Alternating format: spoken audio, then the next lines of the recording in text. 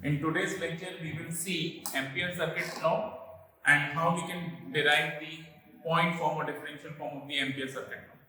According to the Ampere circuit law, closed line integral of the magnetic field intensity is nothing but the current enclosed inside the body. There are other ways of defining the current also. So we can write current density J is nothing but rate of change of current with respect to the surface area. Yeah, rate of change of current with respect to surface area limit ds tends to 0. Then I can write I is equals to J dot ds. And I do the surface integral on both the sides. This I will be equal to di will be di integration of I is equals to J dot ds. I is equals to J dot ds. Let's say this is equation number 1 and this is equation number 2. We know the Stokes theorem, and according to the Stokes theorem, closed line integral of any vector is equal to the surface integral of the curl of the same vector. It means if I apply Stokes theorem on vector h, I can write closed line integral of vector h is equals to the surface integral of the curl of vector h. Let's say this is equation number 3. So with the help of equation number 3 and equation number 2 and of course equation number 1, we can conclude something. Because this is closed line integral h dot dl, this is also closed line integral h dot dl, and this is equals to I, this is also equal to I. So all the equations are equivalent. So I can compare right hand side of equation number 2 with the right hand side of equation number 3. Then I can write del cross h is equals to j. How can I conclude this? Because this is also surface integral, this is also surface integral. So I can ignore the integral on both the sides, and finally I can conclude del cross h is equals to c.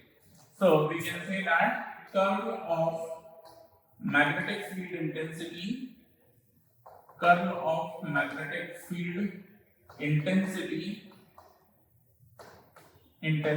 is equal to J, is equal to J. J is what? Current intensity. So this is the statement of the Ampere circuit law, that the curl of the magnetic field intensity is equals to the current density J vector.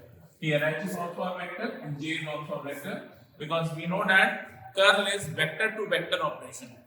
Whenever we take the curl of any vector, the product or output is also a vector. So this is Ampere circuit law. And moving further, we can conclude some other important aspects of electromagnetic theory. Like, we have proved that del cross H is equals to J, means curl of the magnetic field intensity is equals to current intensity. Now suppose I take the divergence on both the sides. If I take divergence on both the sides, I can write del cross H is equals to del dot J. If this is true, this is also true. But we know that divergence of curl of any vector field is always meaningless or zero. कोई भी vector हमारे पास है, हम उसका curl लेते हैं और curl लेने के बाद जो वेक्टर बनता है हम उसका डाइवर्जेंस लेते हैं, रिजल्ट हमेशा मीनिंगलेस या जीरो होता है. So on the basis of this information, what I can conclude, del dot J is also equals to 0. But this is not true, because we have derived in the previous classes that del dot J is equals to minus del rho v by del t. So if this is true, this is wrong, or if this is wrong, then this is true. Means left hand side of both the equations are same. So either this one is correct or this one is correct. So if I consider this continuity equation as a correct equation, then definitely del dot J equals to 0 is an incorrect equation. So this is wrong, this is also wrong, and this is also wrong. Means the Ampere circuit law which we have studied is something wrong in that Ampere circuit law. So what kind of modification is required? That modification is given by Maxwell. Maxwell states that del cross H is not equal to J alone, but it is also equal to J plus JD. Now what is this JD? JD is the displacement current density. JD is the displacement current density. Now if I apply the divergence on both the sides of equation, what can I get? Del dot del cross H is equals to del dot J plus del dot JD. Now this is meaningless because we already seen that the divergence of the curl of any vector field is always meaningless or zero. So this is 0 and this is equals to del dot J plus del dot JD. Now I can write del dot JD is equals to del dot J, but what is del dot J? Is minus del rho V by del T. But when I take this on opposite side, this will be minus del dot J. Del dot J is equals to minus del rho V by del T. So minus del dot J is equals to plus del rho V by del T. Now del dot JD is equals to, we know that rho V is nothing but del dot D. According to the point form of the Gauss law, we can conclude that the divergence of electric flux density is equals to volume charge density. So I can write like this. So if I can write del dot del D by del T is equals to del dot JD, equating both the sides, I can write JD is nothing but del D by del T. Yeah, rate of change of electric flux density is equals to displacement current density. और D बराबर epsilon E होता है, जैसा कि हम जानते हैं epsilon del D by, ये हमारे पास आ गया epsilon del D by del T.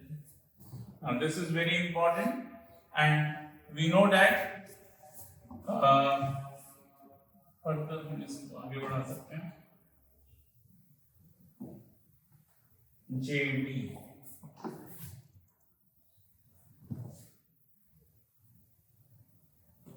so this JD is equals to del D by del T is equals to D is equals to epsilon E by del T. I can write epsilon del D by del T is equals to JD. Now what is JD? JD is simply the displacement current density, which is displacement current per unit area.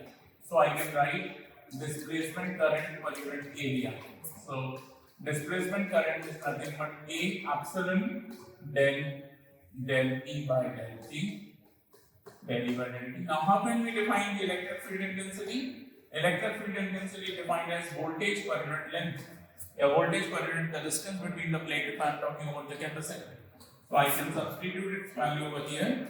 So ID is equals to A epsilon del by del T of V by D, and then I can write ID is equals to A epsilon by D del V by del T. So this is the equation. Displacement current is equals to A epsilon by D del V by del T. So ID is equals to A epsilon by D is nothing but C del V by del T. And this equation is very commonly used in circuit theory in basic electrical engineering, that the current through the capacitor is defined as I is equals to C dV by dt. Current is defined as I is equals to C dV by dt. This is a similar equation. And if we want to find out voltage across the capacitor, V barabar 1 by C minus infinity to P I dt. Isn't it? These two equations we very commonly use in circuit theory, and this is also the equation we have derived with the help of Maxwell theory and Ampere circuit law, and that's why we can say that this is modified form of Ampere circuit law. Ampere states that del cross H is equals to J, but Maxwell made a modification and later on it is represented by del cross H is equals to J plus JD, and JD is nothing but del D by del T. And this equation is a very famous Maxwell equation.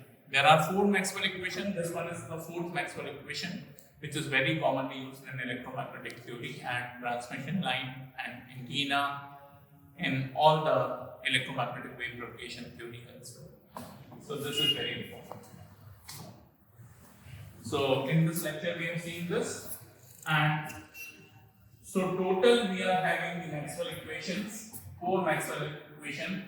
One is del dot D equals to rho V, another is del cross E is equals to minus del V by del T, then del dot B is equals to 0 and del cross H is equals to J plus del D by del T.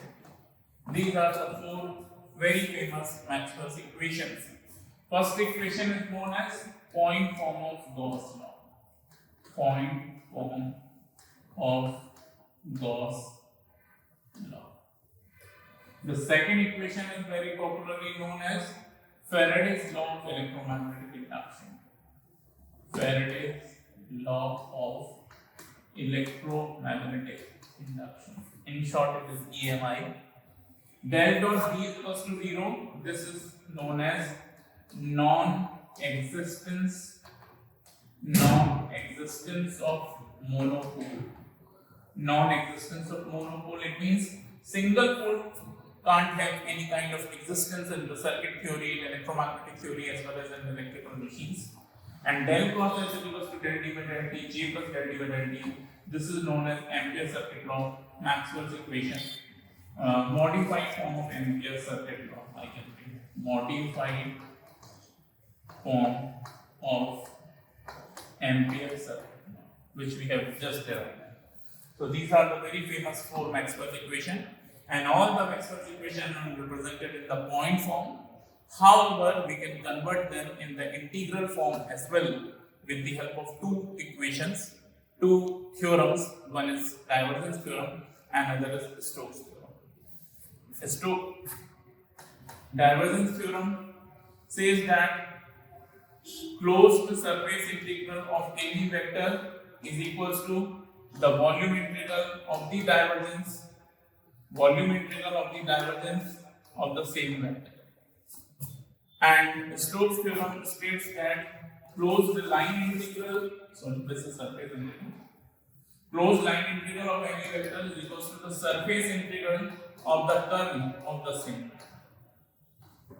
So here I have applied Stokes divergence theorem on vector A. This is closed surface integral of vector A. This is volume integral of the divergence of vector A.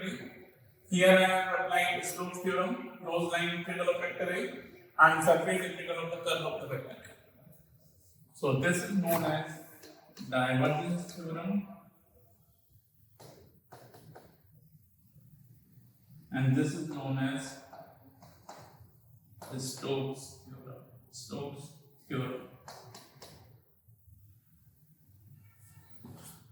So we can convert all these four Maxwell's equation point form into the corresponding integral form of the Maxwell's equation with the help of these two theorems. One is divergence theorem and another is Stokes theorem. Now the question arises, where should we apply divergence and where should we apply Stokes? So answer is very simple. If we look to this equation, this is divergence, this is curl, this is divergence, this is curl.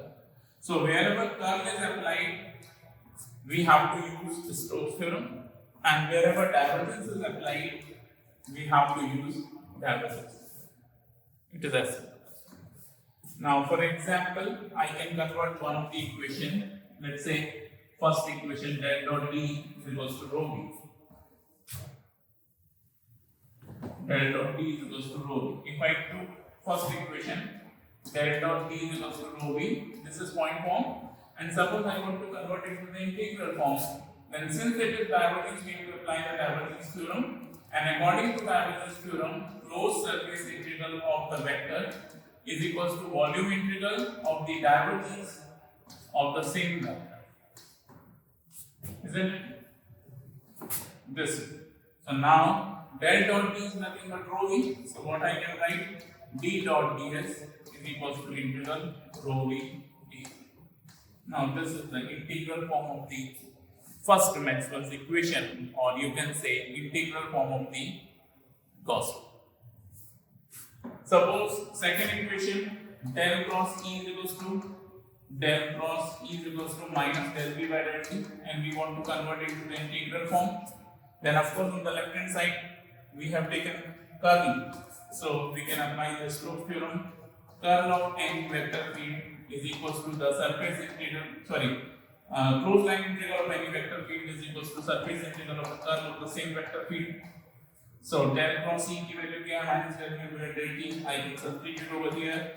E dot dl is equals to minus del v by del t dot t. Now this is the integral form of the second Maxwell's equation, or you can say that integral form of the Faraday's law. Similarly, you can convert the point form of Maxwell's third equation and fourth Maxwell equation into the integral form of the third and fourth Maxwell's equations. Thank you.